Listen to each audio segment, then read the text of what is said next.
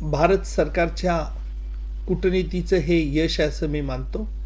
कारण अमेरिकेच्या सर्वोच्च न्यायालयाने तहाऊर राणा याची याचिका निकाली काढली आहे. तहाऊर राणा हा याने डेव्हिड हेडलीला मुंबईवरती 26/11च्या हल्ल्याच्या अगोदर आपलं इमिग्रेशन सेंटर ओपन करण्यासाठी मदत केली होती.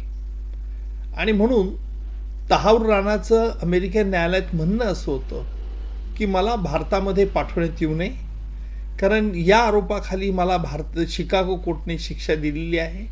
त्यामुळे डबल जिओपार्डीचा बार येतो.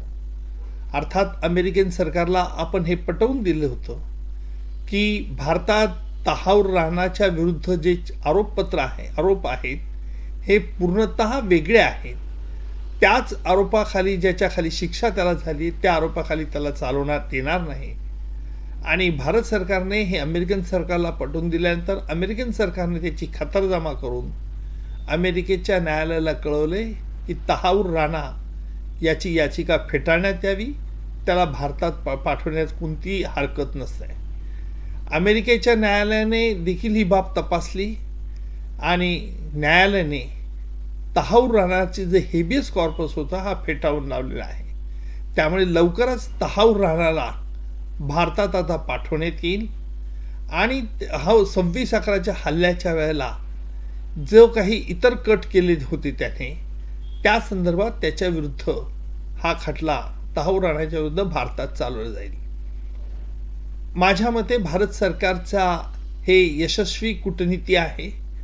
कारण एवढा मोठा दहशतवादी अमेरिकन सरकारने ताबडतोब भारताच्या हाती देणं हे आपल्या एक चांगलं लक्षण आहे असं मी मानतो, जेणेकरून भारत व अमेरिका यांचे संबंध अधिक सुधारतील. सर, तहाऊर राणाला मुंबईत आणणार असल्याची माहिती या ठिकाणी व्यक्त केली जात आहे. कसं बघता आपण? अमेरिकन न्यायालयाचा आदेश स्पष्टपणे मी अद्याप हाती लागलेला नाही, परंतु तो हाती आल्यानंतरच लक्षात येईल की तहाऊर राणाला प्रथम दिल्लीला आणण्यात येईल. दिल्लीला त्याच्या विरुद्ध कोणता खटला चालवला जातो आणि त्यानंतर मुंबई संदर्भात दिल्लीवाले त्या संदर्भात निर्णय घेतील. एबीपी माझा, उघडा डोळे बघा नीट.